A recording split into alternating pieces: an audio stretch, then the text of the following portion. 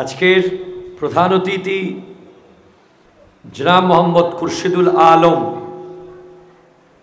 প্রধান তুলনাকারী, অবসরপ্রাপ্ত জেলা জজ আদালত চট্টগ্রাম। প্রধান আলোচক আল্লামা আহমদ হুসাইন আল কাদরি সাহেব কিবলা মুতাজিল হুলালি, সাবেক অধ্যক্ষ জামির জুরি রজবিয়া আজিজিয়া ফাজিল মাদ্রাসা, এবং আমার আগে যিনি কথা বলেছেন অত্যন্ত উদার মনের আলেম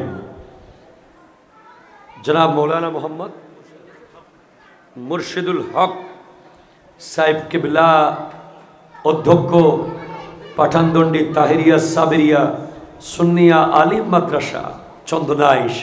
আওয়াজ দিয়ে বলেন মারহাবা। পাঠানদণ্ডী মানে তো জামিয়ার শাখা, জামিয়ার একটা ঢাল পাঠানদণ্ডী চলে গেছে, জামিয়ার আরেকটা ঢাল ঢাকায় চলে গেছে।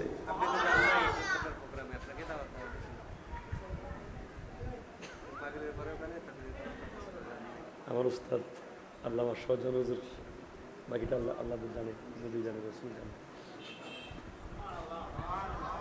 আল্লাহ কবুল করুক, আমিন জোরে বলেন না। ওনার সাথে আমার মোহাব্বত যে কোন জায়গায়, এটা পরে রহস্য উদ্ঘাটন হয়ে গেছে।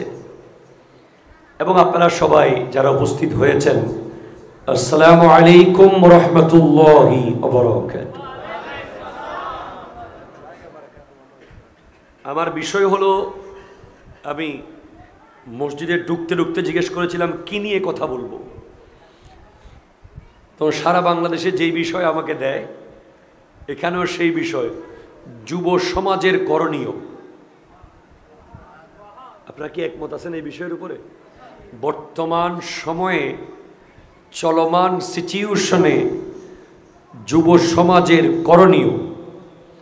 আল্লাহ আমাকে আমার প্রাণপ্রিয় মুর্শিদে করিম আওলাদ রসুল আল্লামা সৈয়দ মোহাম্মদ তাহের শাহ সাহেব কিবলা মুদ্দাজিল হুলালি দোয়া নজরে, এবং অত্র আনোয়ারার বিশ্ববিখ্যাত ওলি হযরতে শাহ মোহসেন আউলিয়া রহমতুল্লাহি আলাইহি দোয়ায় আমাকে কালিমাতুল হক তথা সত্য কথা শুদ্ধভাবে বলার তৌফিক দান করুক, আমিন। আরো জোরে বলেন দেখেন, যুব সমাজকে প্রথমে জানতে হবে যে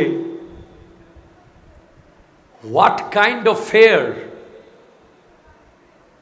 at this earth, at the grave and the day of judgment and hell. আগুন কত প্রকার, দুনিয়ার আগুন, কবরের আগুন, জাহান্নামের আগুন। এই আগুন সম্পর্কে যুব সমাজ অবগত নয়। তারা যদি অবগত হতো, একটা আয়াত এনাফ তাদের জীবন পাল্টে যাওয়ার জন্য। আমার আল্লাহ বলছেন বিসমিল্লাহির রহমানির রহিম, ইয়া আইয়ুহাল্লাযীনা আমানু, হে ঈমানদারেরা, কু আনফুসাকুম ওয়া আহলিকুম নারা, নিজে আগুন থেকে বাঁচো এবং পরিবারকে আগুন থেকে বাঁচাও। একটু জোরে বলেন সুবহানাল্লাহ। এটা ওই আগুন না যে এলপিজি গ্যাসের আগুন, মাসে মাসে আপনি যে গ্যাস সিলিন্ডার যে বাসায় নিয়ে আসেন, এটা ওই আগুন না। ওয়াকুদুহান নাসু ওয়াল হিজারা, এটা ওই আগুন যেই আগুনের লাকড়ি হলো মানুষ এবং পাথর।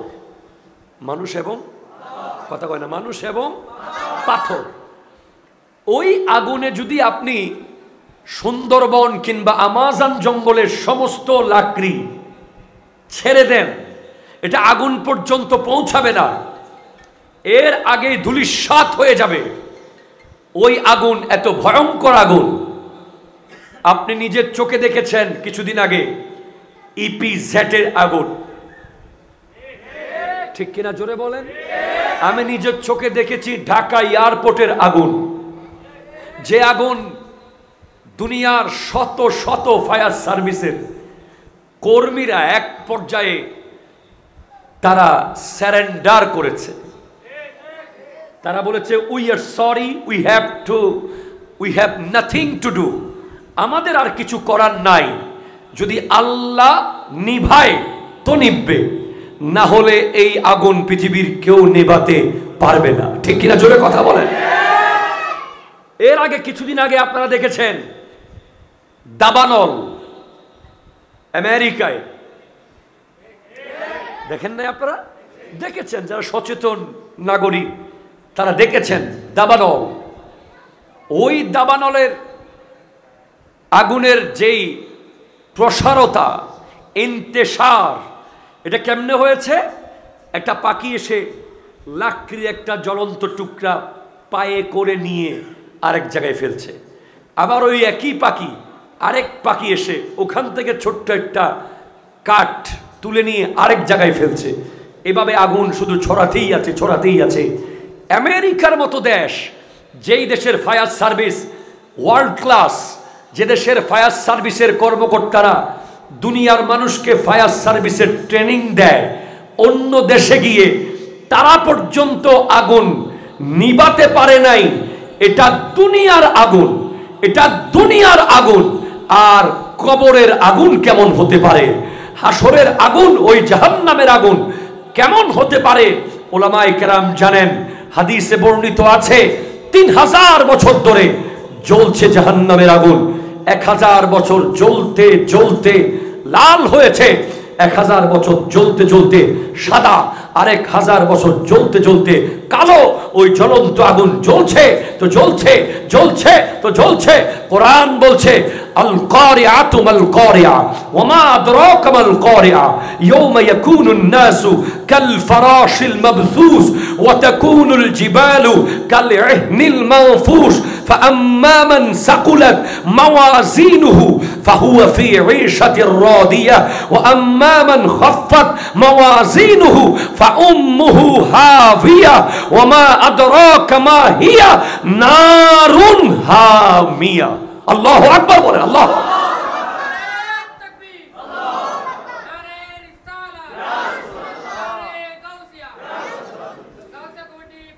জিন্দাবাদ।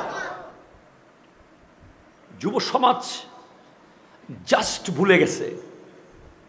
আমরা পুরো বাংলাদেশ ঘুরছি, আমরা দেখছি যে বর্তমান প্রজন্ম জাস্ট ভুলে গেছে যে কবর নামে কিছু আছে। কথা বলেন ঠিক কিনা জোরে বলেন।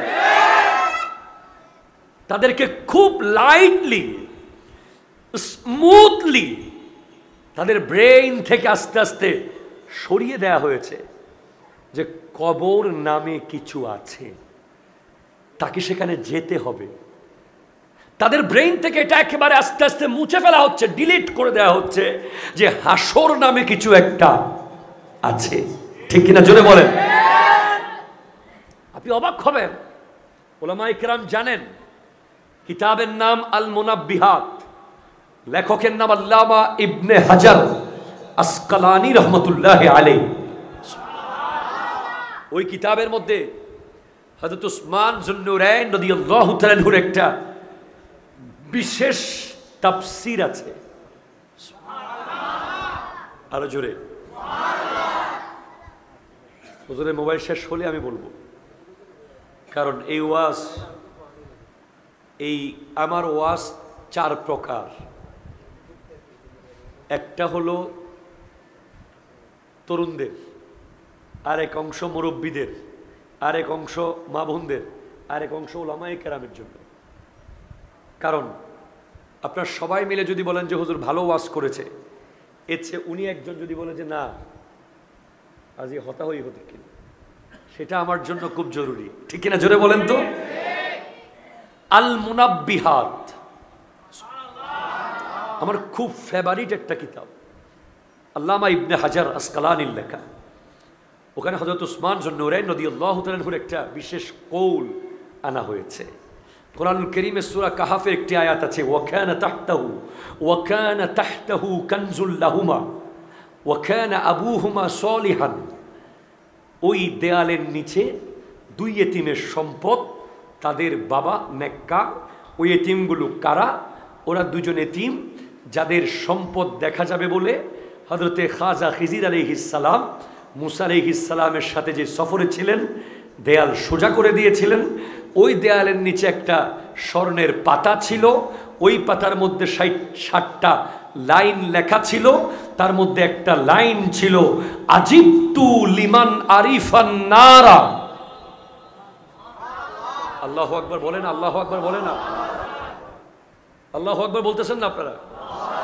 বলে আজিবতু লিমান আরিফান নারা ওয়া হুয়া ইয়াজনিবু। ওই দুই এতিমের বাবা লিখে গেছে যে আমি তাজ্জুব হয়ে যায় যে ব্যক্তি আগুন চিনে। কি চিনে? একটু বলেন না, কি চিনে? আগুনকে চিনে। যে ব্যক্তি আগুন জিনিসটাকে চিনে সে কিভাবে গুনাহ করে, এটা কে লিখে গেছে? দুই এতিমের বাবা স্বর্ণের পাতায়। কোথায় রেখে গেছে? দেয়ালের নিচে। যে দেয়ালটা ভেঙে পড়ে গেছে বলে হযরতে খাজা খিজির আলাইহিস সালাম সে দেয়ালটা তুলে দিয়েছিলেন। মুসা আলাইহিস সালাম আর খিজির আলাইহিস সালামের সফরে ঘটনা শুনছেন না? ওখানে একটা নৌকা ফুটা করে দিয়েছিলেন খাজা খিজির, একটা বাচ্চাকে মেরে ফেলেছিলেন। আরেক এলাকায় গিয়ে ওরা কোনো মেহমানদারি না করার পরেও একটা দেয়াল, ভাঙ্গা দেয়াল তুলে দিয়েছিলেন। ওই দেয়ালের নিচে স্বর্ণের একটা পাতা ছিল, ওই পাতার মধ্যে 60টা লাইন লেখা ছিল। এই কথা বলছেন কে? হযরত উসমান যুন্নুরাইন রাদিয়াল্লাহু তাআলা। কোন কিতাবে আছে? আল মুনাব্বিহাত। বলতেছে আজিবতু লিমান আরিফান নারা ওয়া হুয়া ইয়াযনিবু। যে ব্যক্তি আগুন চিনে, যে ব্যক্তি আগুন সম্পর্কে জানে, সে আবার গুনাহ করে কিভাবে? ঠিক কিনা? জোরে কথা বলেন।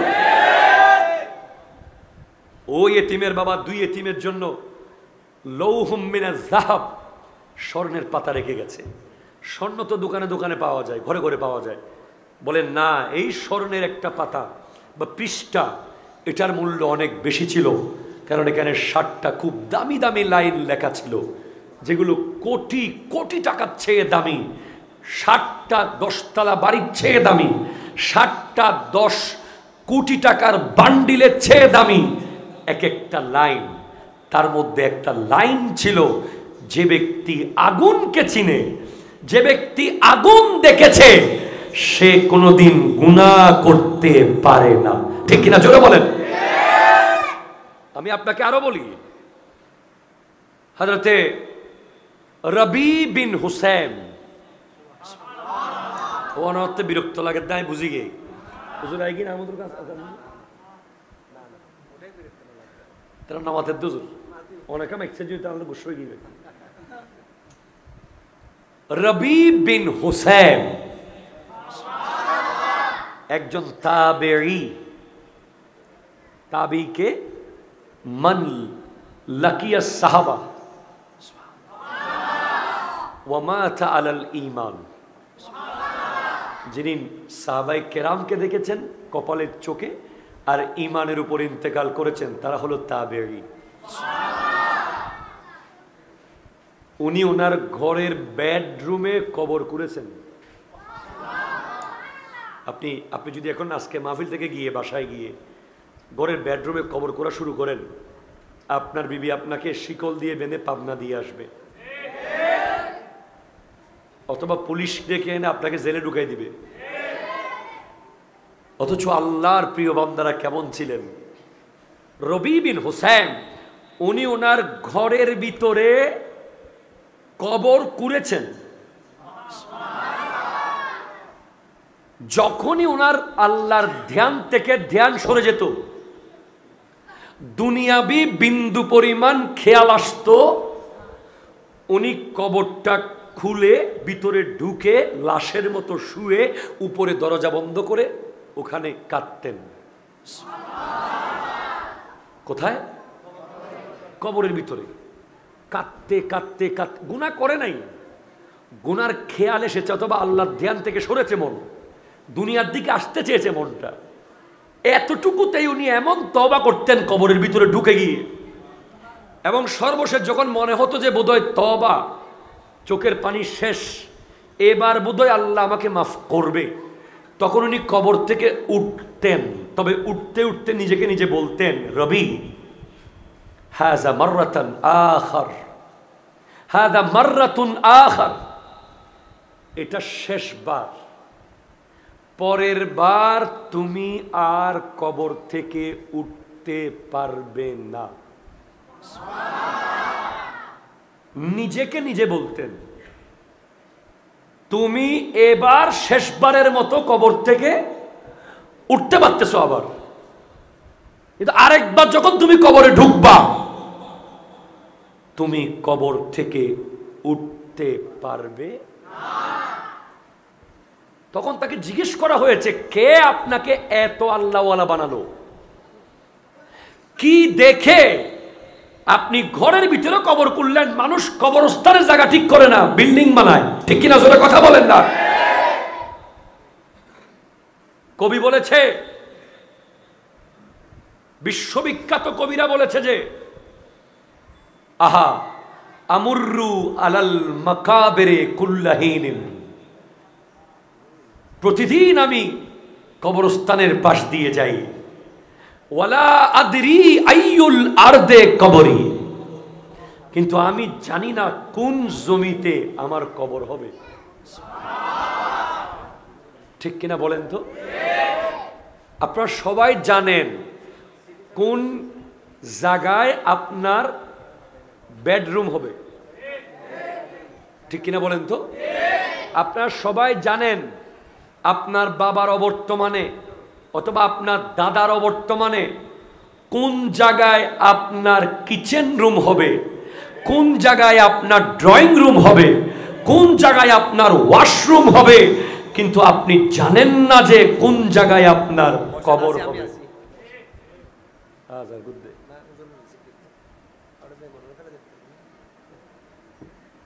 মারহাবা কর। মোহাব্বত এমন এক জিনিস রে ভাই, হয়ে গেলে কষ্ট হয়ে যায় মেনে নিতে।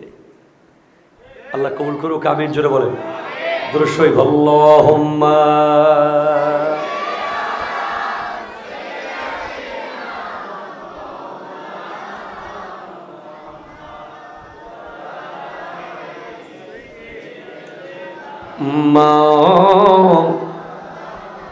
সুবহানাল্লাহ ওয়ালহামদুলিল্লাহ লা লা ইলাহা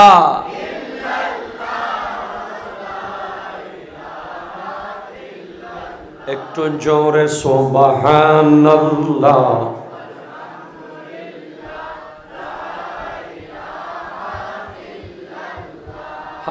লা ইলাহা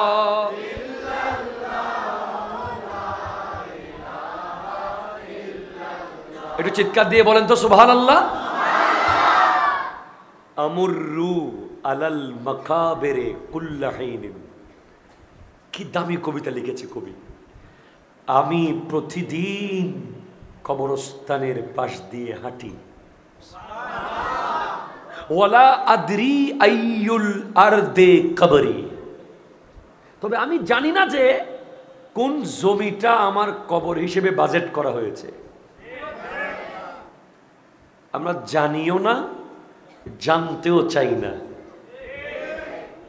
বলেন, গত 7 দিনের ভিতরে নিজের কবর নিয়ে ভেবেছেন একটা লোক? হাত তোলেন। গত 7 দিনের ভিতরে আমার কবরটা কোন জায়গায় হলে ভালো হয়, কোন কবরস্থানে হবে, আমার পারিবারিক কবরস্থান কোনটা, আমি এখন মারা গেলে আমার ছেলে পেলে কোথায় কবর দেবে, এটা নিয়ে ভেবেছেন কেউ? আছেন? অথচ আপনি অবাক হবেন, কিছুদিন আগে কিশোরগঞ্জের 100 প্রায় 90 বছরের কাছাকাছি এক বুড়া মানুষ, উনি ওনার 4 দিনের জিয়াফত খাওয়াই ফেলছে মানুষকে। সুবহানাল্লাহ বলতেছেন। গরু মহিষ জবাই করে একদম প্রায় হাজার দশেক মানুষকে খাওয়াই দিছে জিয়াফত। বলে এটা কিসের খানা? বলে আমি মারা যাওয়ার পরে যে জিয়াফত হবে ওটা আমি আগে খাওয়াই দিচ্ছি। বলে কেন? বলে কারণ আমি মারা গেলে আমার জিয়াফত যদি কেউ না করে, আমার যে জিয়াফত আমার পরিবার করবে এটার তো কোনো গ্যারান্টি নেই। কথা জোরে কোন না, ঠিক কিনা জোরে বলেন না। এটা গ্যারান্টি নাই বলতে 100তে 100 গ্যারান্টি নাই এমন না। যারা নেককার সন্তান রেখে যাবে তারা তো করে। এরপরেও 4-5 ভাই যদি থাকে, এখানে কত যুদ্ধ চলে, আছে না নাই? যেই ঘরে দেখবেন 3-4 ভাই আছে, বাবার জিয়াফতের জন্য তুই দিবি না আমি দেব, আমি দিবি না তুই দিবি, এটা করতে করতে শেষে দেখা যায় এত বড় জিয়াফতটা এত বড় হয়ে যায়। যেটা হওয়ার কথা ছিল 20টা গরু দিয়া, সেটা হয়ে গেছে 2টা ছাগল দিয়া। শুধু ভাইয়ে ভাইয়ে দ্বন্দ্ব না। খবরদার, এই কাজ আপনি করবেন না। আপনার বাবা সারা জীবন কৃষি কাজ করে, দিনমজুরি করে, অফিসে গিয়ে চাকরি করে, দোকান দিয়ে কত কষ্ট করে আপনাকে বড় করেছে। অন্তত মৃত্যুর পরে তার জন্য যদি আপনি ইসালে সওয়াবটা না করেন, আপনি বেওয়াফা সন্তান। ঠিক কিনা জোরে কথা বলেন। আর আপনি যদি আপনার বাবার জন্য না করেন, তাহলে এই আইলের পানি ওই আইলে যাবে না। দেখবেন যে ঠিক আপনার সন্তানও আপনারটা করবে না। তো ওই ব্যক্তিটা মৃত্যুকে কতটুকু মেনে নিয়েছে, কতটুকু নিশ্চিত হয়েছে যে আমি তো মরে যাব। ঠিক কিনা জোরে বলেন। এজন্য ওনার জিয়াফত উনি মরার আগে করে ফেলেছেন। এরকম ইন্তেকালের আগে পৃথিবীতে বহু মানুষ বহু কাজ করেছেন, ইন্তেকালের পরের কাজ আগে করেছেন। যেমন হযরতে ফাতেমাতুজ জাহরা রাদিয়াল্লাহু তাআলা আনহা, ওনার ইন্তেকালের গোসল উনি আগে করে ফেলেছেন। এইভাবে আপনি দেখবেন বাংলাদেশে বহু জেলায় বহু মানুষকে আমরা দেখেছি যে নিজের কবর নিজে কুড়ে রেখে দিয়েছেন। এটা জোরে বলতেছে না সুবহানাল্লাহ। প্রতিদিন গিয়ে কবরটা সাফ করে, উপরে স্ল্যাব দিয়ে রেখেছে, সবাইকে বলেছে যে এখানে আমাকে দাফন করবা। আরো কত মানুষ আছে আপনি দেখবেন যে আলমারিতে কত দামি দামি জিনিস খবর নাই, হঠাৎ দেখবেন আপনার দাদা অথবা আপনার জ্যাঠা অথবা আপনার চাচা আলমারির ভিতর থেকে ছোট্ট একটা থলে বের করেছে।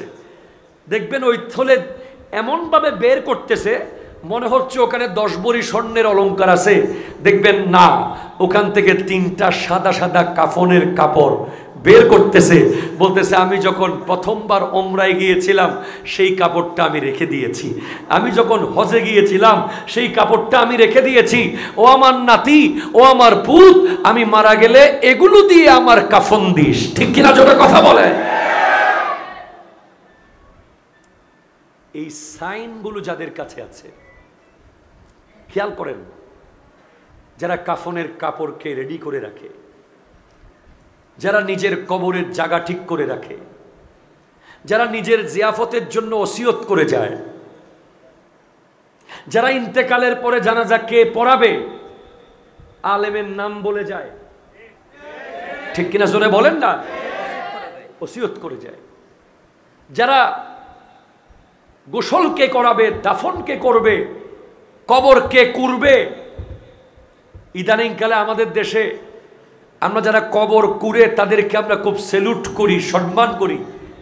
তাদের প্রসঙ্গে আমি সব সময় কথা বলি, কারণ তারা নিঃস্বার্থভাবে কাজ করে। ঠিক কিনা? আবার ইদানিং মাঝে মাঝে দেখা যাচ্ছে কবর কুটতেছে, ভিতরে আবার সিগারেটও খাচ্ছে।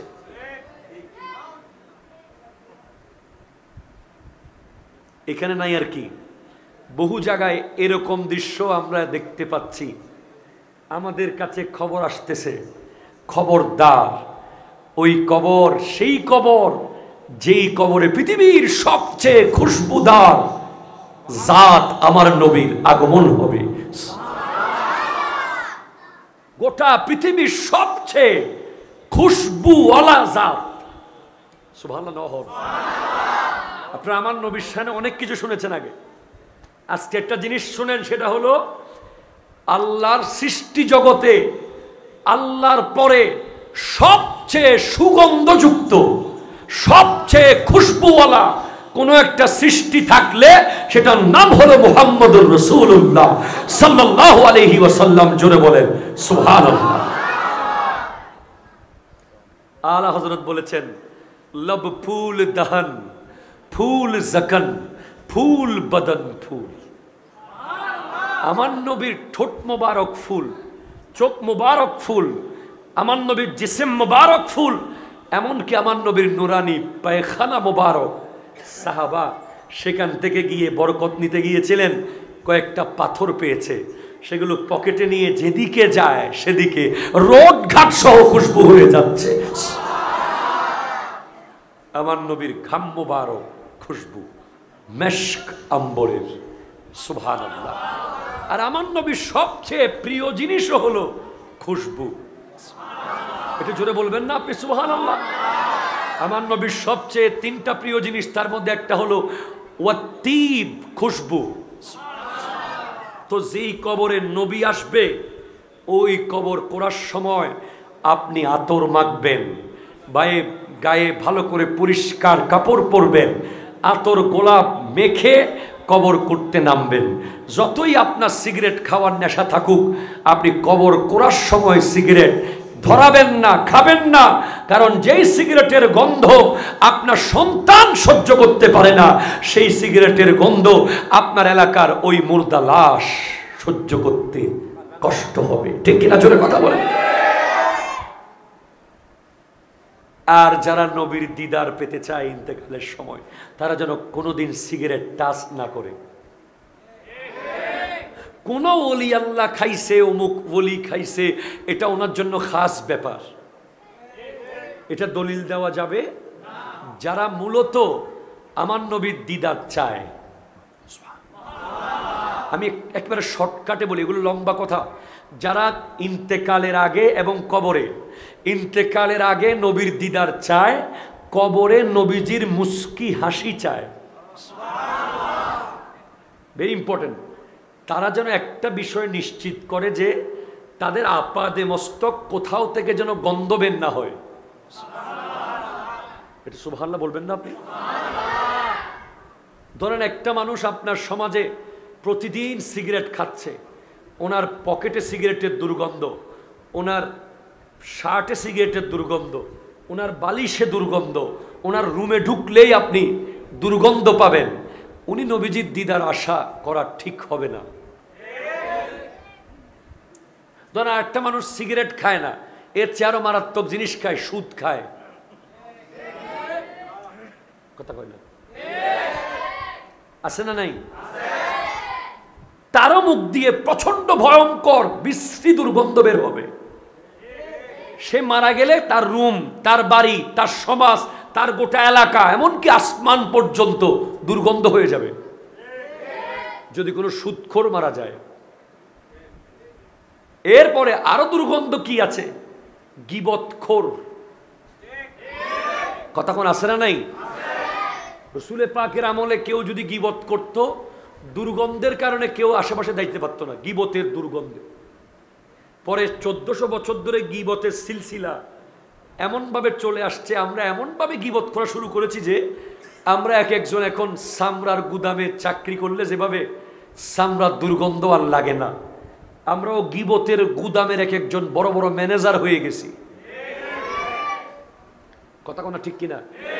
এজন্য গীবতের দুর্গন্ধ এখন আমাদের নাকে আর লাগতেছে না, অথচ আমরা যখনই গীবত করি দুর্গন্ধ বের হয়, কিন্তু আমরা অভ্যস্ত হয়ে গেছি এই দুর্গন্ধ, সয়ে গেছি, এজন্য আর লাগতেছে না। তা আমরা না সয়ে গেছি, কবরে আমার নবীর গীবতের দুর্গন্ধের কারণে নবীর কষ্ট হবে। ঠিক কিনা? জোরে কথা বলেন। মিথ্যার দুর্গন্ধ আছে। মান তাকাজ্জাবা তাবাদাল মালাকু বিমাইলিন লিনুতনে মা জাআ বিহি। যে ব্যক্তি এক লাইন মিথ্যা কথা বলে, ফেরেশতা তার থেকে 1 মাইল দূরে গিয়ে দাঁড়িয়ে থাকে মিথ্যার দুর্গন্ধের কারণে। জোরে কর নাউজুবিল্লাহ। তাহলে আপনি কি বুঝলেন? আপনার জীবনে যদি আপনি নবীজির দিদার পেতে চান, আপনার শরীর সর্বপ্রথম আপাদে মস্তক পুত পবিত্র সুগন্ধযুক্ত হতে হবে। জোরে কোনো ঠিক কিনা জোরে বলেন না। যেখান থেকে এখানে এলাম কবর, এর আগে কোথায় ছিলাম? কবর। আমুররু আলাল মাকাবেরে কুল্লাহিনিম, প্রতিদিন আমি কবরস্থানের পাশ দিয়ে যাই। ওয়ালা আদরি আইয়ুল আরদে কবরি, কিন্তু আমি জানি না আমার কবর কোনটা। আপনি দেখবেন গুলশানে 20 তলা বাড়ি, শহরে 50 তলা বাড়ি, কিন্তু মরার পরে কবর কোথায় দেবে জায়গা ঠিক নেই। অমুককে বলে ভাই এখানে দিব, বলে না এ না আরো, ওখানে দিব না এনে তোর, ওখানে দিব না চিন্দি দিব, ফুল ফেরত দি হলো। আপনি এগুলো করা যাবে না। আপনি রবি বিন হুসাইমের জীবন দেখেন। এরপর লাইনে কবি বলছে ওয়াফরাহু বিল গানা ইন জাদা মালি, অথবা আফরাহু আমি হাসি, বিল গানা ধন সম্পদের কারণে, আই লিল গানা ইন জাদা মালি যখন মাল বাড়তে থাকে। কথা কোনো ঠিক কিনা জোরে বলেন না। নাউজুবিল্লাহ বলেন নাউজুবিল্লাহ। টাকা বাড়তেছে, সম্পদ বাড়তেছে, গাড়ি বাড়তেছে, বাড়ি বাড়তেছে, আমি হাসতেছি, কিন্তু একটা জিনিস যে কমতেছে, যেটা কমার কারণে প্রতিদিন ওলি আল্লাহরা কান্না করতেন, এটা হলো ওয়ালা আবকি আলা নুকসানে উমরি, আমার যে প্রতিদিন হায়াত চলে যাচ্ছে আমি কেন কাঁদি না। আপনি বলেন কিয়ামতের আগ পর্যন্ত আপনি গাছের ব্যবসা করতে পারবেন, বাঁশের ব্যবসা করতে পারবেন, আপনি চালের ব্যবসা, ডালের ব্যবসা, গরুর ব্যবসা, মরিচের ব্যবসা, লোহার ব্যবসা, ইটের ব্যবসা সব করতে পারবেন, কিন্তু একটা ব্যবসা আপনার যে চলে গেছে এটা আর রিটার্ন আসবে না। 7ই নভেম্বর আপনি আর কোনোদিন ফেরত আনতে পারবেন না। শেষ। 7 নভেম্বর এখানে বহু ব্যবসায়ী ব্যবসা করেছে। 7 নভেম্বর এখানে কেউ চালের ব্যবসা করেছে, কেউ ডালের ব্যবসা করেছে, কেউ তেলের ব্যবসা করেছে, কেউ কাপড়ের ব্যবসা করেছে, কেউ ঘড়ির ব্যবসা করেছে, আর কেউ এই ঘরে গিয়ে 5 ওয়াক্ত 5 বার ব্যবসা করেছে।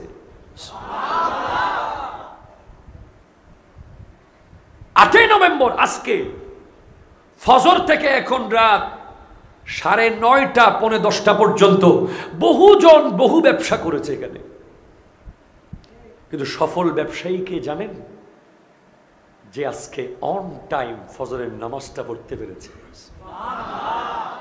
আলহামদুলিল্লাহ। আমি ফকির পড়েছি। ঢাকায় নেমেই আল্লামা আবুল কাসেম ফজলুল হক হুজুর আর আমি একসাথে কালকে চট্টগ্রাম থেকে ঢাকা গিয়েছি স্লিপার বাসে, নেমে হুজুরের বাসায় গিয়ে পড়েছি।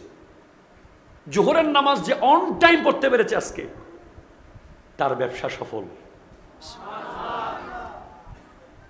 আসরের নামাজ যে পড়তে পেরেছে সফল, মাগরিব যে পড়তে পেরেছে সফল। আল্লাহর দরবারে কোটি কোটি শুকরিয়া, মাগরিব পর্যন্ত আল্লাহ আমাকে পড়িয়েছেন। ইনশাল্লাহ আপনাদের মাহফিল শেষ করে আসা পড়ব। এই যে আজকে সারাদিনে যারা এক ওয়াক্ত নামাজও পড়ে নাই, সে যদি 10,000 কোটি টাকার ব্যবসাও করে, সে লুজার, সে লুজার, সে লুজার। ঠিক কিনা জোরে কথা বলেন। তার কোনো ফায়দা হয় নাই, কারণ 10,000 কোটি টাকা কবরের উপরে থেকে যাবে।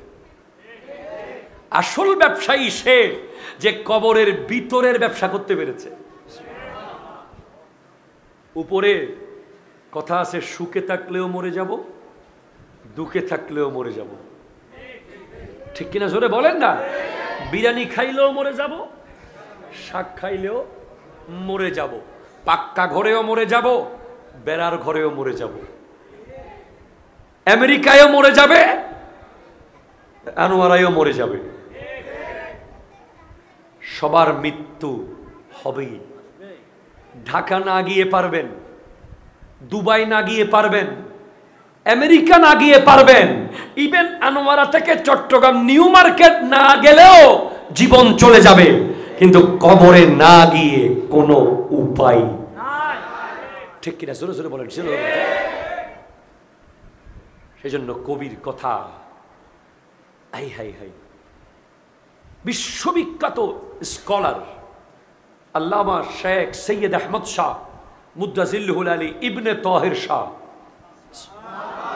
আর জন্য বলেন না সুবহানাল্লাহ, সুবহানাল্লাহ, সুবহানাল্লাহ। উনি আমাদের হায়াতকে একটা টানেল বানিয়েছেন। ওকে সাম্মাইন তো বাজি আওয়াজ নহুনির সাম্মাইন, সামনে আসেন, দ্রুত আসেন, তাড়াতাড়ি।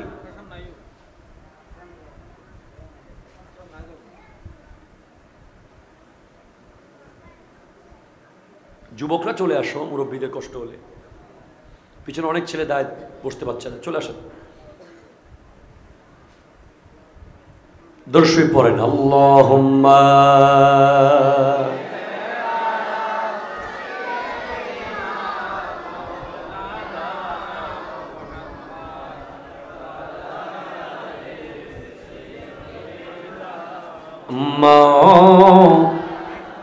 সুবহানাল্লাহ ওয়াল হামদুলিল্লাহ লা ইলাহা ইল্লাল্লাহ লা ইলাহা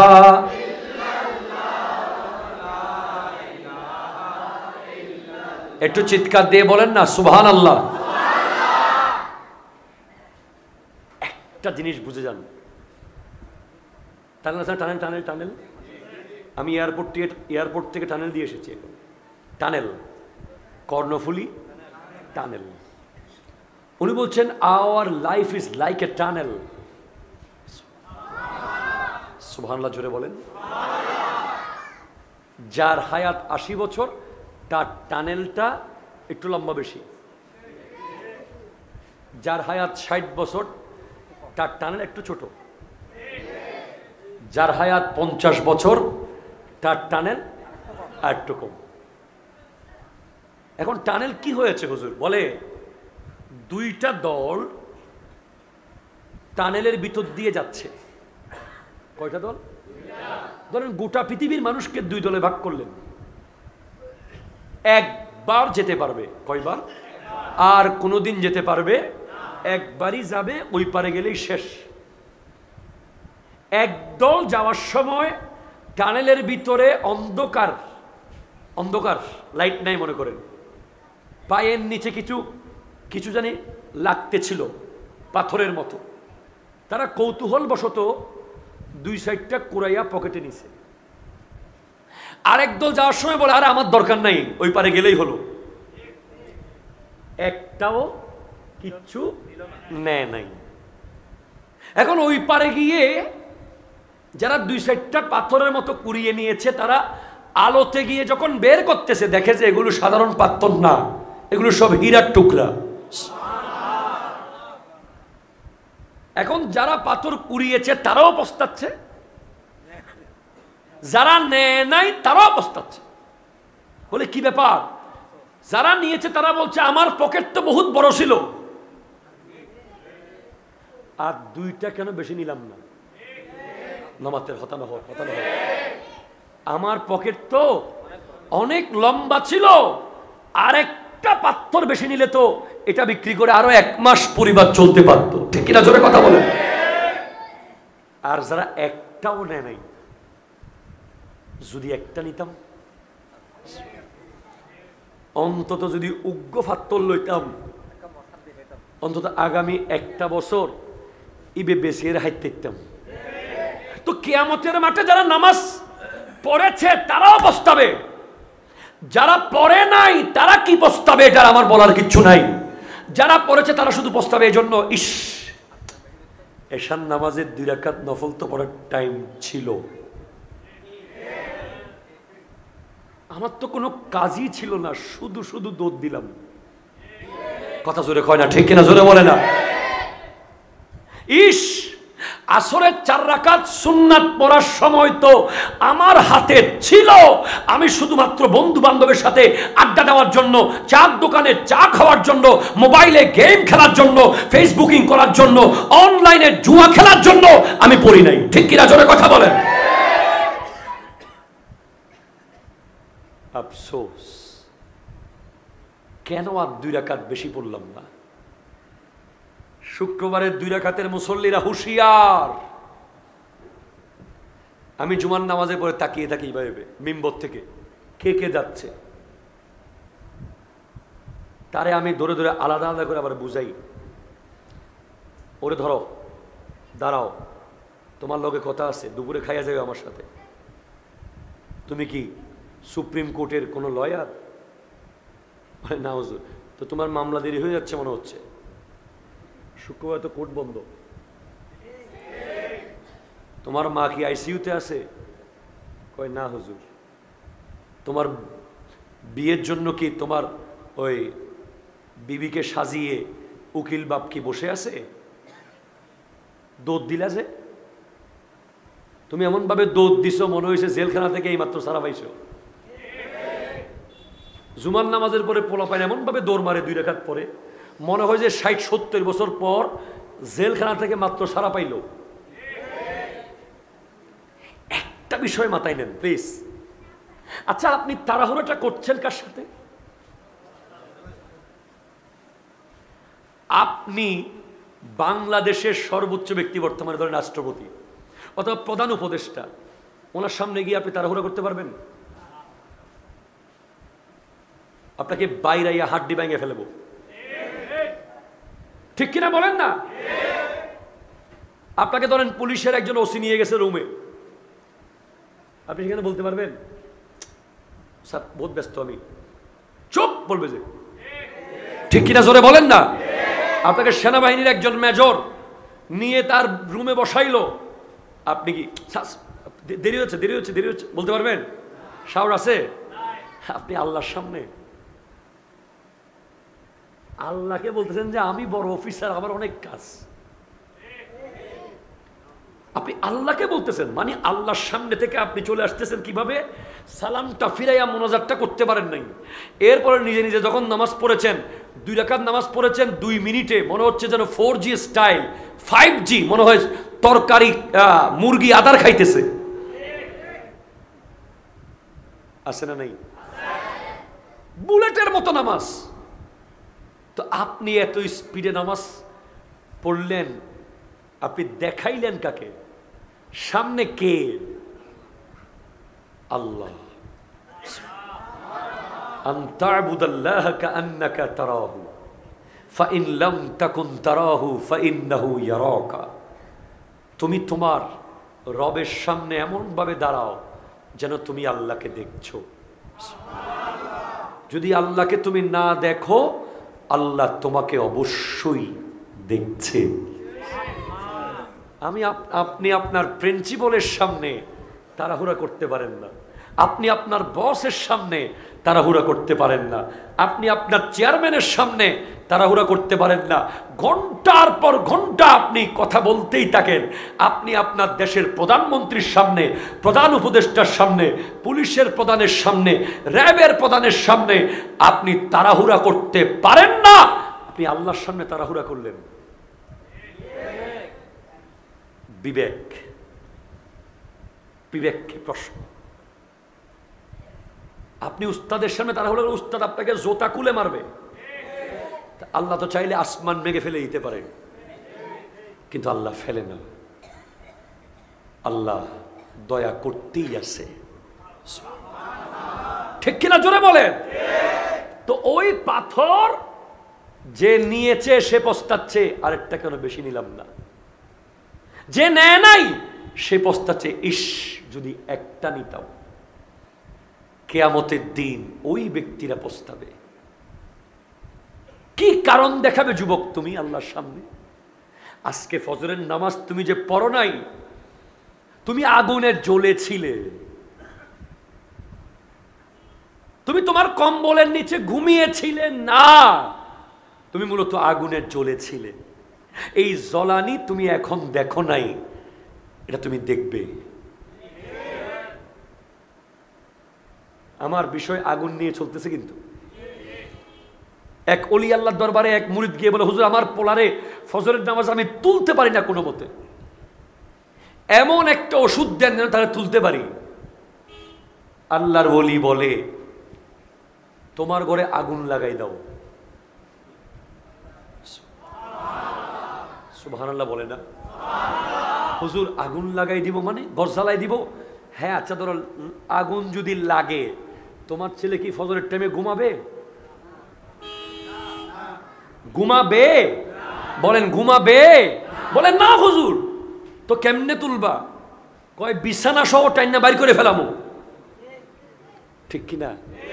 বলে তাহলে তুমি বুঝো, তোমার বাড়িতে যদি আগুন লাগে, এই আগুনের চেয়ে 1000 কোটি গুণ, 70 গুণ ভয়ানক আগুন জাহান্নামের আগুন। যতক্ষণ তোমার ছেলে নামাজের টাইমে বিছানায় ঘুমায়, ততক্ষণ সে মূলত জাহান্নামের আগুনে জ্বলে। জোহরের টাইমে যে নামাজ না পড়ে যখন আড্ডা মারে, সে আগুনে জ্বলে। আসরের টাইমে জ্বলে, মাগরিবের টাইমে জ্বলে। আরে ভাই রে, নামাজ যদি কেউ ইচ্ছে করে কাজা করে, 80 হাতবা আগুনে জ্বলতে হবে। নামাজ ছেড়ে দিলে কি হবে, একেবারে না পড়লে কি শাস্তি হতে পারে, এটা বলার মতো, ব্যাখ্যা দেওয়ার মতো সেই ভাষা, সেই উদাহরণ আমাদের কাছে নাই। ইচ্ছে করে কাজা করলে মানে পরে পড়ে দিছে, তার শাস্তি হলো 80 হাতবা আগুনে জ্বলা। আর একেবারে যে পড়ে না,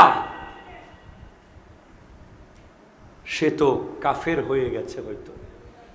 আর নবীজি বলেছেন, আল ফারকু বাইনাল ইসলাম ওয়াল কুফর আস-সালাত। ইসলাম এবং কুফরির মাঝখানে পার্থক্য হলো নামাজ। জোরে বলেন না সুবহানাল্লাহ। দরুদ পড়েন আল্লাহুম্মা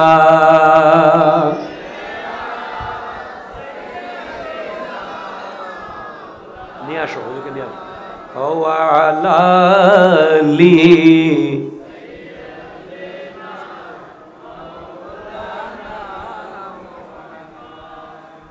সুবহানাল্লাহ ওয়ালহামদুলিল্লাহ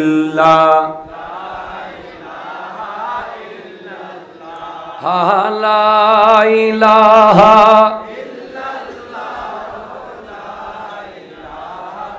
ইল্লাল্লাহ। একটু চিৎকার দিয়ে বলেন তো সুবহানাল্লাহ। তাইলে কিয়ামতের মাঠে যারা নামাজ পড়েছে 80 বছরে, তারা পস্তাবে, আমরা পস্তাবো, আমি নিজেও পস্তাবো হয়তো, যে ওই দিন কেন নফল নামাজটা পড়লাম না। আর যারা একেবারে পড়ে নাই, তাদের পস্তানি কি হবে আল্লাহ জানে। ঠিক না? তাহলে বলেন, আমরা আগুন থেকে বাঁচতে চাই কি চাই না? ওই যে রবি বিন হুসাইন, ওনাকে জিজ্ঞেস করা হয়েছে, কোন জিনিস দেখে আপনি নিজের বেডরুমে কবর করলেন? উনি বলে, আমি কামারের দোকানের আগুন দেখে। আসসালামু আলাইকুম। আপনারা কি কামারের দোকান দেখেছেন? কে কে দেখেছেন হাত তোলেন তো। ওই সবাই ন দেখে তো। হ্যাঁ দেখুন না, দা সুরি বানাই দে দোয়ানিয়েন দেখুন না, হনে কি আজকাল তো বহুত ফো আছে দে, গরুও বাফে কিনে, ছুরিও বাফে কিনে, জরাইও বাফে, হাড়েও বাফে, ফুয়াই শুধু খাই দে। এবারে হইলি ও তুই গরু কিনতে ন য হদে, সরি আমি তো এগুলো বুঝি না। ঠিক কিনা জোরে বলেন না। তোমার আব্বু বুড়া মানুষ বাজার করতে গেছে, এত বড় থইলা হাতে নিয়ে বাজারে হাঁটতেছে, তুমি কই? Sorry I don't know about shopping mall market, আমি তো বুঝি না। তুমি বুঝো কি? আমি তো R15 বুঝি। লজ্জা। যেই যুবক বড় হওয়ার পরে তার বাপ বাজার করে, সেই যুবকের জন্য লজ্জা। ঠিক কিনা জোরে কথা বলেন? তুমি দরদার করতে না জানলে বাবার সাথে থইলা হলেও দরবা, দরদার বাপে করুক, তুমি থইলা হলেও আলগাইতে যাবা। কারণ বাপ চলে গেলে আর কতজনের থইলা আলগাইতে হইবে। তখন শুধু আফসোস থাকবে, ইস যদি বাবার থলেটা আলগাতাম। সেদিন এক বক্তব্য শুনলাম অনলাইনে, যে বলছে সারা জীবন কোনোদিন মাকে এক কাপ চা বানায় খাওয়াই নাই মেয়ে। আছে না? নাউজুবিল্লাহ, জোরে বলেন না। অনেক মা বোনেরা আমার বক্তব্য কি শুনতেছে? মা বোনেরা দেখবেন যে অনেক মা বোন আছে নিজের বাড়িতে কোনোদিন মা এত কষ্ট করে চুলা করে কাজ করে, কিন্তু উনি এই বাহানা সেই বাহানা, আহারে ইম্পর্টেন্ট কথা ছিল চলে গেছে, পরের মাহফিলে খেয়াল করে দিও। সারা জীবন মাকে এই বাহানা সেই বাহানা, school college private teacher tutorial assignment এই সেই করে রান্না কোনোদিন করে নাই। ঠিক কিনা জোরে জোরে বলেন না, বলেন না, বলেন না।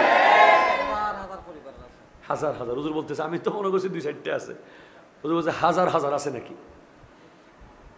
সারা জীবন মাকে একটা পেঁয়াজ ছুলে দেয় নাই, একটা রসুন কেটে দেয় নাই, একটা গোশতের টুকরা কোনোদিন কেটে দেয় নাই। শ্বশুর বাড়িতে যাওয়ার পরে প্রতিদিন 20-30 জনের রান্না করতে হচ্ছে। এখন সেরকম কত নারী কাঁদে, মনে মনে কাঁদে, ইস আমার মারে কোনোদিন এক কাপ চা বানাই দিলাম না, আজকে এখানে এসে কত কিছু করতে হচ্ছে। সেরকম বহু পুরুষও আছে সারা জীবন বাপে বাজার করছে, বাপে গরু কিনছে, বাপে গরু জবে করছে, বাপে সব করছে, পরে পোলায় এখন বসের গরু কিনে। কথা কয় না, ঠিক কিনা কথা কয় না? কার গরু? বসের গরু, বসের গাড়ি, বসের বাড়ি। বস ফোন করে, কই আছেন অমুক সাহেব, যান হাটে যান, একটা গরু নিয়ে আসেন। জি জি sir sir sir sir sir sir sir sir. ঠিক কিনা জোরে বলেন? এই দিন যেন আফসোস করতে না হয়, বাবা মাকে হেল্প করবেন যাতে নিজেকে নিজে শান্তি দিতে পারেন যে আমি আমার বাবার কাছে করেছি, মায়ের কাছে করেছি। ঠিক কিনা জোরে কথা বলেন? যেখানটায় আমি ছিলাম আল্লাহ আমাদেরকে বোঝার তৌফিক দান করুক, আমিন জোরে বলেন। ও কামার, কি মার? কামারের দোকান চেনে কিনা জিজ্ঞেস করছি, যে কারণ বেশিরভাগ ছুরি দা কোরবানের আগে মুরব্বীরা কিনে, পোলা পায় রেডিমেড কোরবানের দিন লইয়া ইনকি কিনুন দে দৌড়ো। চাইনিজ এখন স্মার্ট অনলাইন বাইরে যেন না, ইন লইন দো ইন আপডেট ন ইন আগর যুগুর কাটতে দিলে কয় আমি এটা দিয়ে পারবো, আমি তো আপডেট চাইনিজগুলো দিয়ে কাটি। ঠিক কিনা জোরে বলেন না? এই অনলাইন বের হয়ে এখন কামারের দোকান আস্তে আস্তে বিলুপ্তির পথে, কারণ বিভিন্ন রকমের অনলাইনে মানুষ এখন নিয়ে আসতেছে, কামারের দোকান পর্যন্ত আর যাচ্ছে না। তো রবি বিন হুসাইম বলে, আমি যেদিন কামারের দোকানে দেখলাম এত বড় মোটা লোহা মাত্র 30 মিনিট যখন পুরাইছে গলে গেছে, তখন আমি ভাবলাম আমার গা তো অনেক নরম, আমার চামড়া তো অনেক নরম, যেই লোহাকে মাটির সাথে বাড়ি মেরে বাঁকা করা যায় না, যেই লোহাকে দা দিয়ে কূপ দিলে কাটা যায় না, সেই লোহা যদি দুনিয়ার আগুনে পুড়ে গলে যায়, আমি জাহান্নামের আগুন কেমনে সহ্য করব? এই ভয়ে উনি কবর করেছেন নিজের বেডরুমে। যখন মন খারাপ হতো, ওনার কাছে গুনার খেয়াল আসতো, উনি কবরে ঢুকে যেতেন। আমরা তো কবর করতে পারবো না, আমাদেরকে পাগলা গারো দিয়ে আসবে। আর কবর করবো করতে গিয়ে, আমার বাসা হলো 9 তলায়, কবর খুললে তো নিচের তলা দেখা যাবে। কথা বলে ঠিক না? আমরা কি করতে পারি? আমাদের কিছু কাজ করা দরকার। আল্লামা সৈয়দ মোহাম্মদ তৈয়ব শাহ কেবলা রহমতুল্লাহ নাম শুনেছেন, যিনি গাউসিয়া কমিটি বাংলাদেশের প্রতিষ্ঠাতা। উনি যুব সমাজের উদ্দেশ্যে দুইটা কথা বলেছেন। যখন তুমি প্রচন্ড গুনাহ করতে থাকবে, তোমার মধ্যে অহংকার আসবে, লোভ আসবে, হিংসা আসবে, মাদক, জুয়া, তুমি যখন অন্ধ হয়ে যাবা, দিন থেকে সরে যাবা, মসজিদ থেকে সরে যাবা, শেষ পর্যন্ত বাঁচার জন্য দুইটা জায়গায় যাবা। একটা হলো তুমি হাসপাতালের আইসিইউতে যাবা, আরেকটা হলো তুমি তোমার বাড়ির কবরস্থানে যাবা।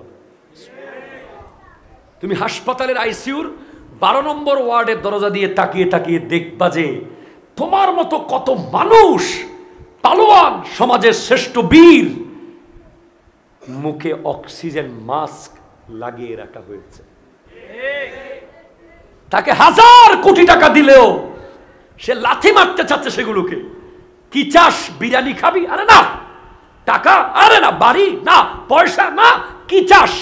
আরেকবার বাইরে গিয়ে নিজে নিজে নিঃশ্বাস ফেলতে চাই। আপনি তখন বুঝে যাবেন আপনি কি, উনি কে, দুনিয়া কি।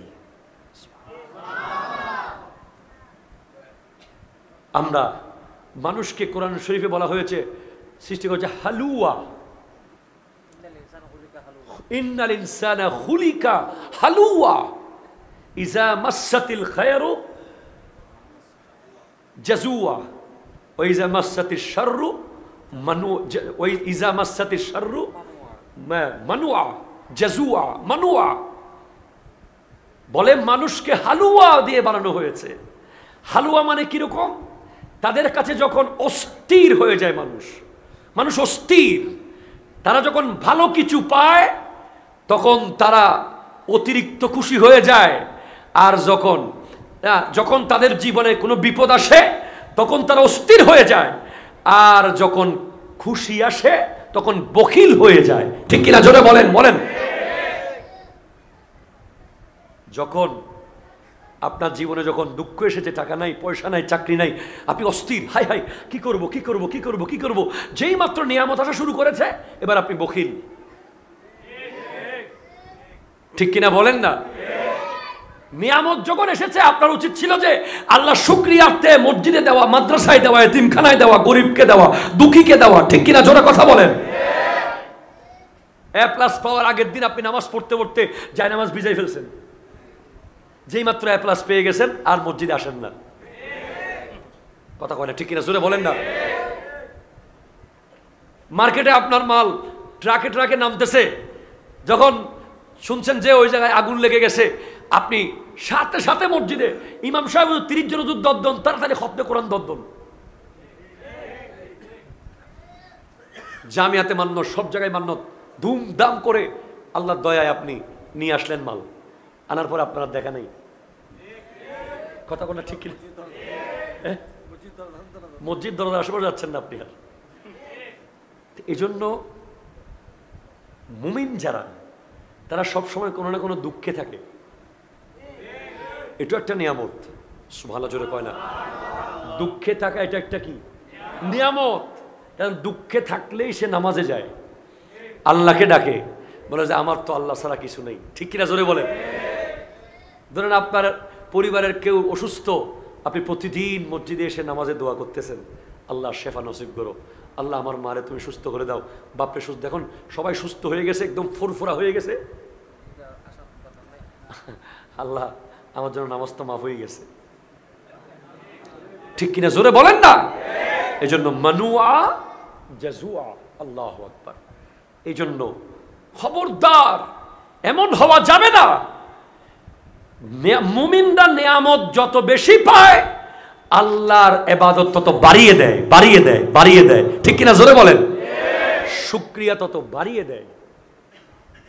বাচ্চা হবে হাসপাতালে, ওরে বাপরে বাপ, হাসপাতালের বারান্দায় কাপড় একটা বিছাইয়া ওরে নামাজ। আল্লাহ আল্লাহ আল্লাহ আল্লাহ আল্লাহ আল্লাহ আল্লাহ আল্লাহ। বিদ্যুতে খবর আসছে বাচ্চা হয়ে গেছে। আল্লাহ দেখেন, গাউসিয়া কমিটি চাইলে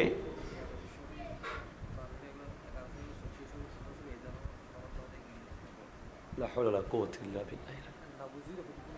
এগুলো না বুঝে করে। গাউসিয়া কমিটি এটা শ্রীকুটিয়া কমিটি না, কথা জোরে বলে না, ঠিক কিনা?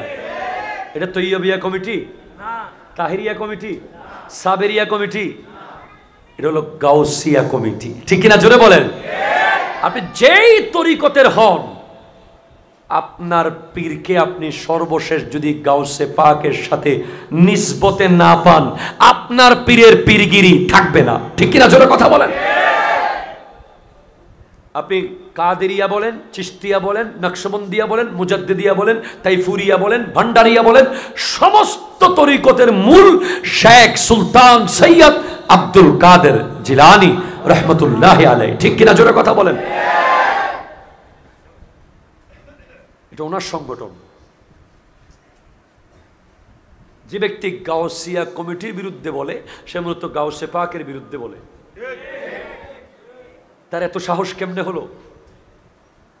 সে যেন তওবা করে। গাউসে পাক কে? উনি নজিবুত তরফাইন সৈয়দ। এটা জোরে বলেন না সুবহানাল্লাহ। বাবা মা দুই দিক থেকে হাসানি হুসাইনি, বাবার দিক থেকে হাসানি, মায়ের দিক থেকে হুসাইনি। তো ওনার বিরুদ্ধে যাওয়া মানে কাবা ঘরের সামনে মারা গেলেও জাহান্নাম নিশ্চিত হওয়া। কথা বলতেছে না, এটা বানানো কথা নয়। ওয়ালাউ আন্না রাজুলান সাফানা বাইনার রুকনে ওয়াল মাকামে ওয়া সাল্লা ওয়া সামা সুম্মা লাকিয়া আল্লাহ ওয়া হুয়া মুবগিদুন লিআহলি বাইতি মুহাম্মাদিন সাল্লাল্লাহু আলাইহি ওয়াসাল্লাম দাখালান নারা। কোন একজন ব্যক্তি যদি কাবা ঘরের সামনে নামাজ পড়ে, রোজা রাখে, সেখানে ইফতার করে, সেখানে মারা যায়, দুনিয়া বলবে জান্নাতি জান্নাতি জান্নাতি। কারণ কাবার সামনে মরল, এরপরে মকাম ইব্রাহিম আর রুকনি ইয়ামানির মাঝখানে মরল, এরপরে সেখানে রোজা অবস্থায় মরল, সেখানে নামাজ অবস্থায় মারা গেল।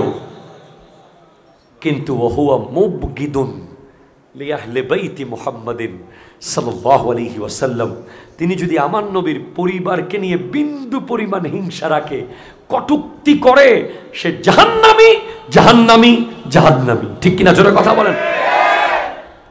আপনার পছন্দ না হলে আপনি চুপ থাকবেন। পছন্দ আপনার নাও হতে পারে। সবাইকে আহলে সুন্নাত ওয়াল জামাতের অনুসারী হয়েছে? কথা কয় না, হয়েছে? আপনি তো নিশ্চিতভাবে জানেন যে ঢাকা যাওয়ার জন্য 4-5টা গাড়ি থাকতে পারে, একটা মিস হইলে একটা ধরবো। গ্রিন লাইন মিস হয়ে গেলে সৌদিয়া ধরবো, সৌদিয়া মিস হয়ে গেলে ইম্পেরিয়াল ধরবো, ইম্পেরিয়াল মিস হয়ে গেলে সেন্ট মার্টিন ধরবো। বিমান ইউএস বাংলা মিস হয়ে গেলে বিমান বাংলাদেশ ধরবো, সেটা মিস হয়ে গেলে ইয়ার এক্সট্রা ধরবো, সেটা মিস হয়ে গেলে নব ইয়ার ধরবো, ঠিক কিনা? জোরে বলেন না। কিন্তু জান্নাতে যাওয়ার জন্য গাড়ি শুধু একটাই, ওটার নাম আহলে সুন্নাত ওয়াল জামাত, ঠিক কিনা? জোরে কথা বলো। আর গাউসিয়া কমিটি একটা রশি, যেই রশি পথভ্রষ্ট যুবককে বেঁধে এনে আহলে সুন্নাতের গাড়িতে তুলে দেয়।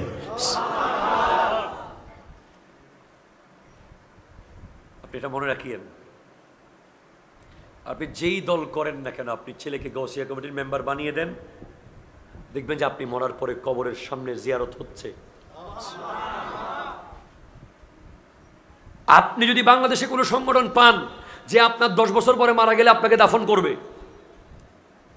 কক্সবাজার সমুদ্রের মাঝখানে লাশ ভাসলে আপনাকে নিয়ে এসে কাফন পরাবে, আপনি ওই সংগঠন করেন,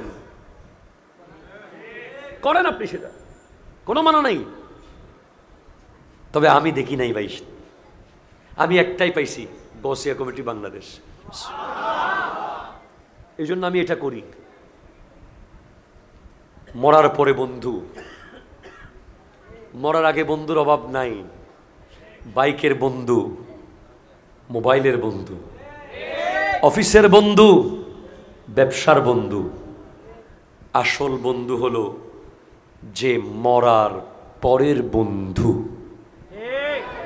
সেই মরার পরের বন্ধুর নাম হলো গাউসিয়া কমিটি। বাংলাদেশ। হ্যাঁ, এটা তো সবাই জানে, এটা সবাই জানে। গাউসিয়া কমিটির সভাপতি হলেন গৌসুল আজম আব্দুল কাদের জিলানী। আমাদের এলাকায় যে সভাপতি আছে উনি হলেন সভাপতি মানে বড় খাদেম, ঠিক কিনা বলেন না? এই সংগঠন আপনি মানলেও থাকবে, না মানলেও থাকবে, করলেও থাকবে, না করলেও থাকবে। আওলাদের রসুলের জুবান দিয়ে বলেছেন যে ये गौसिया कमेटी इमाम महदी का फौज बनेगा। এই গৌসিয়া কমিটি শেষ পর্যন্ত গিয়ে ইমাম মাহদি আলাইহিস সালামের সাথে একত্রিত হবে। সুতরাং যার নাম আছে কোনো মতে লাগিয়ে থাকতে পারলে সেও কিয়ামতের মাঠে বলবে तेरे सरकार में लाता है रजा उसको शफी जो मेरा गौस है और लाडला बेटा तेरा। या रसूल अल्लाह, আপনার দরবারে আসার সময় কিছুই আনতে পারি নাই, আপনার বেটা আমার গৌসুল আজম আব্দুল কাদের জিলানীকে নিয়ে এসেছে। আল্লাহ বুঝার তৌফিক দান করুক। গিয়ারবি শরীফ এটা গৌসে। আর জোহরের নামাজে তাকে দেখি নেই। এমন হওয়া যাবে না, এমন হওয়া যাবে না, খবরদার এমন হওয়া যাবে না। মনে রাখবেন, আগুন থেকে কি আমরা বাঁচতে চাই? চাই, চান, শিওর। 10টা জিনিস আমল করবেন। এক, মুখস্থ করেন, পারবেন তো ইনশাআল্লাহ? পারবেন তো? এক, লা তুশরিক বিল্লাহি শাইয়ান ইন কুতিলতা আও হুররিকতা। কোনোভাবেই জীবন গেলেও শিরিক করা যাবে না, ঠিক কিনা? কথা জোরে বলে না, আরো জোরে বলে না। 2, ওয়ালা তাউকান্না ওয়ালিদাইকা ইন আমারাকা আন তাখরুজা মিন আহলিকা ওয়া মালিক। বাবা মায়ের বিরুদ্ধে কোনোভাবেই যাওয়া যাবে না।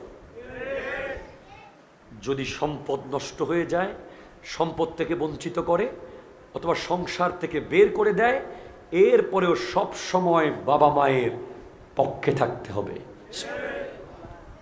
3, ওয়ালা তাতরুকান্না সালাতান মাকতুবাতান মুতাআম্মিদান ফাইন্না মান তারাকা সালাতান মাকতুবাতান মুতাআম্মিদান ফাকাদ বারিয়াত মিনহু জিম্মাতুল্লাহ।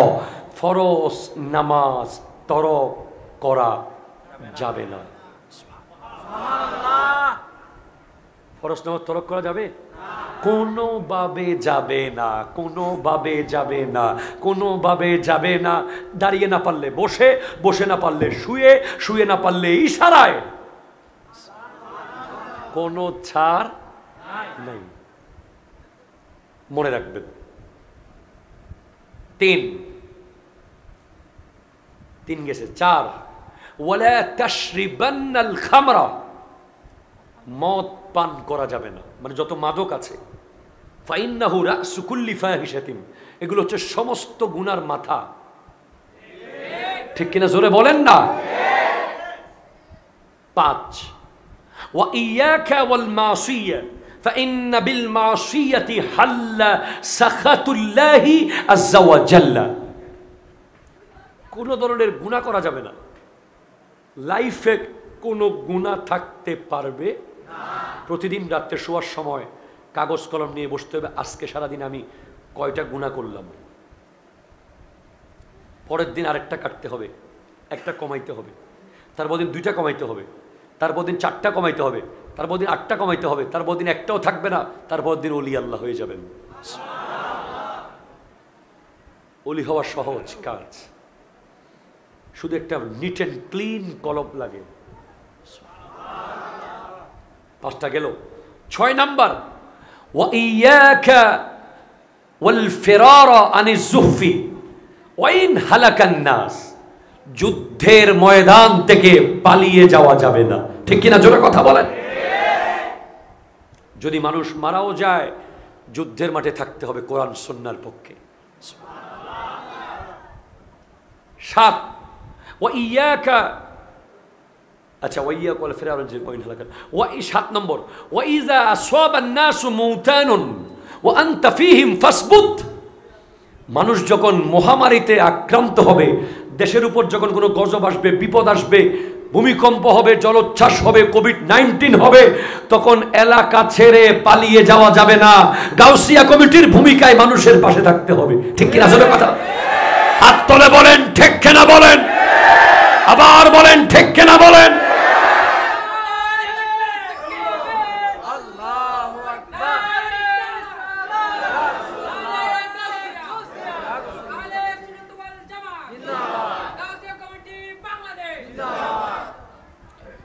এরপরে বলা হচ্ছে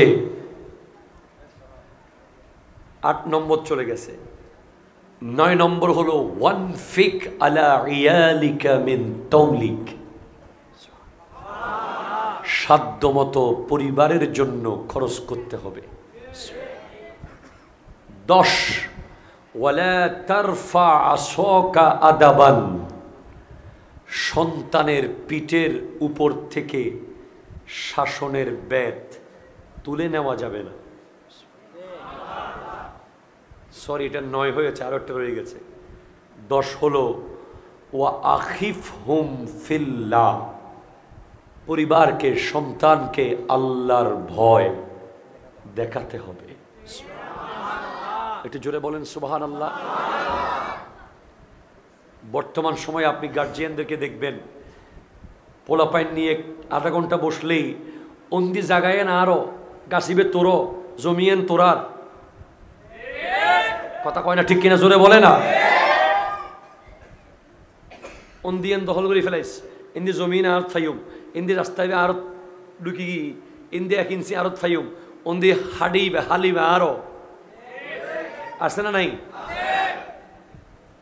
এগুলোই চলে শুধু না, এগুলো না।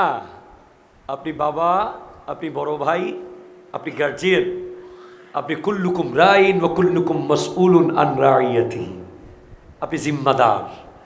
আপনি সন্তানের সাথে সপ্তাহে 1 দিন বসবেন, 1 দিন অন্তত তাদেরকে আল্লাহর ভয় নিয়ে আলোচনা করবেন। কত জোরে কোন না, ঠিক কিনা জোরে বলেন না। আল্লাহ তৌফিক দান করুক। আমিন। 1 ঘন্টা 15 মিনিট গিয়া কত বলছো?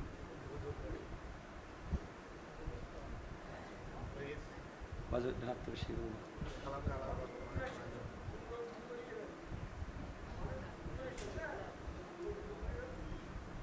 আল্লাহ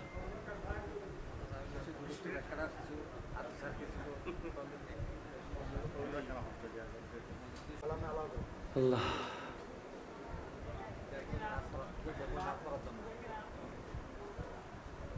या रसूल अल्लाह या हबीब अल्लाह या रसूल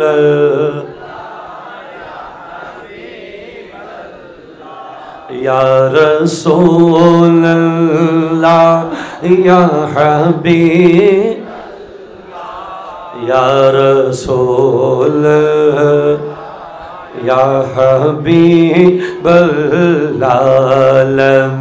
याती नज़ीर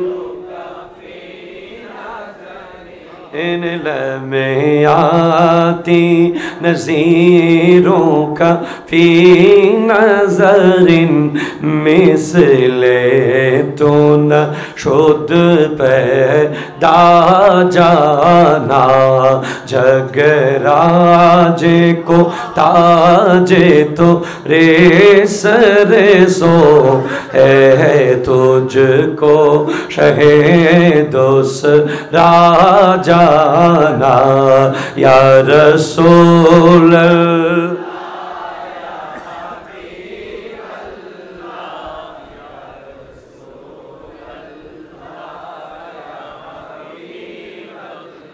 अल बहरो आला वल मौजो तगा मन बेकस तूफा होश रुबा मन बेकस तूफा होश रुबा मंज धार में हो बिगड़ी है हवा समझदार में ओ बिगड़ी है हवा मोरी नैया पार लगा जाना या रसूल